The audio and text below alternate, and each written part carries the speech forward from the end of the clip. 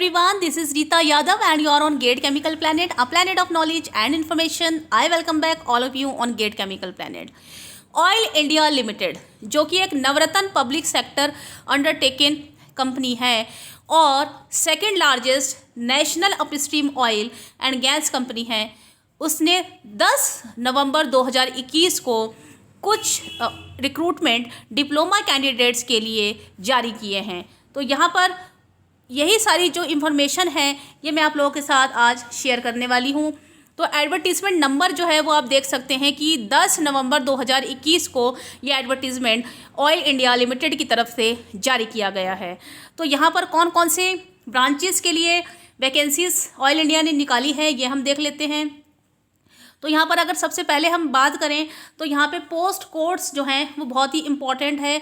तो CHE 12021 ये जो पोस्ट कोड है ये केमिकल इंजीनियरिंग का है और सिविल के लिए है। अगर आपने डिप्लोमा सिविल इंजीनियरिंग में किया हुआ है किसी गवर्नमेंट रिकॉग्नाइज्ड यूनिवर्सिटी या इंस्टीट्यूट से तो आप इस पोजीशन के लिए अप्लाई कर सकते हैं। पोस्ट कोड थर्ड की अगर हम बात करें तो यहाँ पर COM 12021 जो है वो डिप्लोमा इन कंप्यूटर साइंस के लिए है, कंप्यूटर इंजीनियरिंग के लिए है। तो यहाँ पर आपके पास अगर डिप्लोमा कंप्यूटर इंजीनियरिंग में है किसी गवर्नमेंट रिकॉग्नाइज्ड यूनिवर्सिटी या इंस्टीट्यूट से तो आप यहाँ पर ट्राई कर सकते हैं। तो यहाँ पर हम देख लेते हैं कि जो इलेक्ट्रिकल इंजीनियरिंग के डिप्लोमा कैंडिडेट्स हैं उनके लिए पोस्ट कोड क्या रहने वाला है।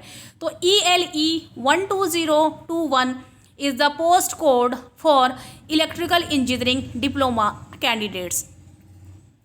यहाँ पर हम बात कर लेते हैं नंबर ऑफ़ वैकेंसीज़ की। तो नंबर ऑफ़ वैकेंसीज़ की अगर हम बात करें तो जो नंबर ऑफ़ वैकेंसीज़ हैं केमिकल के लिए 8 वैकेंसीज़ हैं और सिविल के लिए 12 वैकेंसीज़ आई हैं, कंप्यूटर इंजीनियरिंग के लिए 5 वैकेंसीज़ हैं और इलेक्ट्रिकल के लिए 21 वैकेंसीज़ यहाँ पर हैं।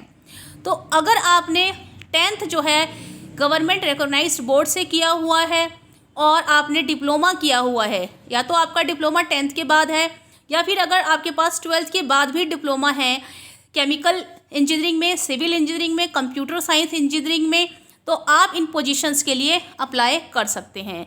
यहाँ पर इलेक्ट्रिकल इंजीनियरिंग के लिए कुछ कंडीशंस जो हैं उन्होंने बताई हुई हैं, उन कंडीशंस को आप बहुत ही ध्यान में रखते हुए अप्लाई कीजिएगा यदि आप इलेक्ट्रिकल इंजीनियरिंग के कैंडिडेट्स हैं। तो यहाँ पर हम और ब्रांचेस के लिए देख लेते हैं। तो यहाँ पर जो और ब्रांचेस हैं उनके लिए भी कुछ जो पोस्ट हैं वो बताई गई हैं। तो अगर आपका जो डिप्लोमा है इलेक्ट्रॉनिक्स एंड कम्युनिकेशन में है, टेली कम्युनिकेशन इंजीनियरिंग में है तो आपके लिए जो है 3 जो है आपकी नंबर ऑफ़ पोस्ट के लिए आप अप्लाई कर सकते हैं। तो वैकेंसीज जो हैं वो 3 आई हैं electronics and telecommunication engineering के लिए। अगर आपने डिप्लोमा किया हुआ है इंस्ट्रूमेंटेशन टेक्नोलॉजी में तो आपके लिए 32 वैकेंसीज़ आई हैं और सबसे ज़्यादा खुशी की बात मैकेनिकल इंजीनियरिंग के लिए है कि अगर आपके पास डिप्लोमा मैकेनिकल इंजीनियरिंग में है तो आपके लिए सबसे ज़्यादा वैकेंसीज़ यहाँ पर ऑयल इंडिया ने निकाली हैं और वो है 65 वैकेंसीज़। तो यहाँ पर एक बात बहुत ही नोट करने वाली है तो इसे आप नोट कर सकते हैं। यहाँ पे दिया हुआ है, कह रहे हैं कि candidate possessing the qualification should only apply for the notified post codes. ठीक है, अफोरसेड मतलब होता है कि जो यहाँ पे इन्होंने लिखी है वही क्वालिफिकेशन आपके पास होनी चाहिए। आपका जो डिप्लोमा है वो किसी रिकॉग्नाइज्ड यूनिवर्सिटी, इंस्टीट्यूट या बोर्ड से होना चाहिए। आपके पास 10th कंप्लीट होनी चाहिए तभी आप इन पोजीशंस के लिए अप्लाई कर सकते हैं। तो यहाँ पर हम देख लेते हैं कि रिजर्वेशन क्राइटेरिया कैसे रहेगा। तो सारी ही पोस्ट कोड के अकॉर्डिंग इन्होंने रिजर्वेशन बताया हुआ है। ठीक है, ST SC OBCs के लिए और EWS कैटेगरीज के लिए रिजर्वेशन बताया गया है। तो आप यहाँ पर ध्यान से देख सकते हैं कि पर्सन्स विद बेंचमार्क डिसेबिलिटीज़ के लिए इन कोड्स के कॉरस्पॉन्डिंग आपका जो है वो रिजर्वेशन बताया गया है। तो आप यहाँ से सारी कैटेगरीज़ को बहुत ही ध्यान से पढ़ सकते हैं। अगर आप इन कैटेगरीज़ में आते हैं तो आपको रिजर्वेशन ज़रूर मिलेगा। तो आपके लिए एज लिमिट बहुत ही इम्पॉर्टेंट है। एज लिमिट की अगर हम बात कर लें तो जो एज लिमिट है वो हमारी जनरल कैटेगरीज़ के लिए SC ST के लिए और OBC के लिए बता दी गई हैं। जनरल के लिए जो एज लिमिट है मिनिमम 18 और मैक्सिमम 30 ईयर्स होनी चाहिए। SC ST के कैंडिडेट्स के लिए मिनिमम 18 ईयर्स मैक्सिमम 35 ईयर्स बताई गई है। और OBC नॉन क्रीमी लेयर्स के लिए मिनिमम 18 ईयर्स और मैक्सिमम 33 ईयर्स बताई गई है। तो यहाँ पर जो भी आप लोगों को रिजर्वेशन है अकॉर्डिंग टू आपकी कैटेगरी वो यहाँ पर बता दिया गया है, साफ साफ इन्होंने मेंशन कर दिया है। आप ऑयल इंडिया लिमिटेड के रिक्रूटमेंट को बहुत ही ध्यान से पढ़ लीजिए। यदि आप किसी कैटेगरी में आते हैं तो उसका बेनिफिट लेने के लिए आपको जो भी सर्टिफिकेट्स लगाने हैं वो यहाँ पर इन्होंने बताया है, ठीक है। अब हम बात कर लेते हैं कि फॉर्म को भरने की फ़ीस क्या रहने वाली है और आपको फ़ीस में कंसेशन कौन कौन सी कैटेगरीज को मिलने वाला है। तो अगर हम रिलैक्सेशन एज की बात करें तो the relaxation in age will be provided to the respective categories as given in the relevant clause, ठीक है। तो जो भी आपका रिजर्वेशन एज का है वो मैंने आपको बता ही दिया है।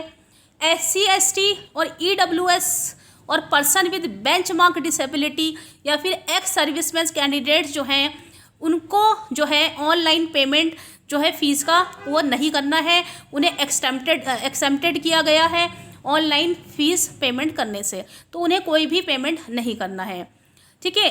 SC ST person with benchmark disability candidates appearing in applicable selection test will be reimbursed second class rail bus fare by the shortest route on the production of proof as per rules। तो यहाँ पर इन्होंने साफ साफ बता दिया है कि अगर आप SC ST कैटेगरी के हैं या फिर पर्सन विद बेंचमार्क डिसेबिलिटीज़ हैं, यहाँ पर इन्होंने डिसेबिलिटीज़ को मेंशन किया है कि कौन कौन सी डिसेबिलिटीज़ बेंचमार्क डिसेबिलिटीज़ के अंडर आती हैं। तो यहाँ पर यदि आप अपना जो आपका रिएम्बर्स किया जाएगा वो आपको सेकंड क्लास रेल या बस से अगर आप सफ़र करते हैं तो आपका जो फेयर है उसको प्रूफ दिखाने पर आपको उससे रिएम्बर्स कर दिया जाएगा, आपका वो वापस कर दिया जाएगा। तो सिलेक्शन क्राइटेरिया को यहाँ पर हम जान लेते हैं। तो सिलेक्शन क्राइटेरिया जो है वो बहुत ही इम्पॉर्टेंट है जानना।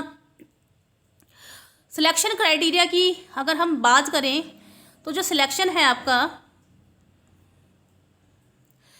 तो कह रहे हैं कि only those candidates who fulfil the eligibility criteria mentioned in this advertisement notification as on the crucial dates will be called for the CBT test. तो यहाँ पर आपका एक कंप्यूटर बेस्ड टेस्ट जो है वो होने वाला है, ठीक है। तो यहाँ पे आपका कंप्यूटर बेस्ड टेस्ट रहेगा और देख लेते हैं इसमें क्या क्या चीज़ें पूछी गई हैं, ठीक है। तो टेस्ट होगा आपका और selection process shall consist of CBT test और qualifying marks will be minimum 40% marks जो हैं वो SC ST के होने चाहिए और पर्सन विद बेंचमार्क डिसेबिलिटी के।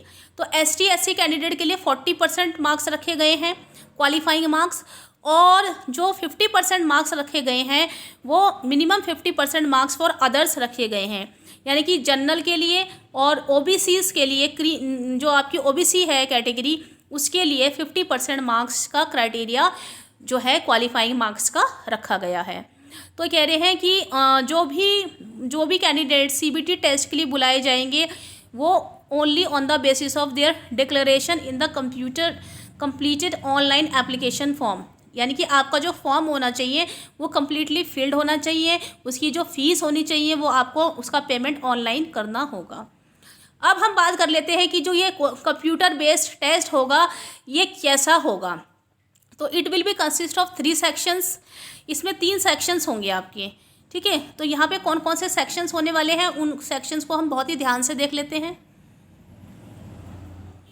कह रहे हैं कि यहाँ पे आपका ABC यहाँ पे आपके 3 सेक्शन होंगे, ठीक है। तो ये आपका इंग्लिश लैंग्वेज, जनरल नॉलेज या awareness and questions in oil India limited, awareness and questions on oil India limited, यानी कि जो भी आपके ऑयल इंडिया लिमिटेड से रिलेटेड जनरल अवेयरनेस के क्वेश्चन हैं, जनरल नॉलेज के क्वेश्चन हैं वो आएंगे। तो जनरल इंग्लिश आएगी और ऑयल इंडिया से रिलेटेड जो जनरल नॉलेज होती है, जनरल अवेयरनेस के क्वेश्चन होते हैं वो आपके 20% आएंगे। इसी तरह से रीजनिंग, अर्थमेटिक और न्यूमेरिकल एंड मेंटल एबिलिटी का 20% मार्क्स जो है वो आएगा, यानी कि 20% पेपर जो होगा वो आपका reasoning, arithmetic, numericals and mental ability का रहेगा। और आपकी जो डोमेन और रिलेवेंट टेक्निकल नॉलेज है उससे रिलेटेड 60% पूछा जाएगा। यानी कि जो 60 नंबर के क्वेश्चंस आएंगे वो आपकी रिलेवेंट टेक्निकल नॉलेज के रहेंगे, आपकी डोमेन से रिलेटेड क्वेश्चंस पूछे जाएंगे। यदि आप केमिकल इंजीनियरिंग डिप्लोमा है तो आपका पेपर 60 नंबर का जो पेपर पूछा जाएगा वो डिप्लोमा केमिकल से पूछा जाएगा। अगर मैकेनिकल के हैं आप तो मैकेनिकल से पूछा जाएगा। अगर इलेक्ट्रिकल के हैं तो 60 नंबर का जो पेपर आएगा वो आपकी जो भी ब्रांच होगी, वो जो भी आपका टेक्निकल नॉलेज से रिलेटेड क्वेश्चन होंगे वो ब्रांच से रिलेटेड क्वेश्चंस आएंगे।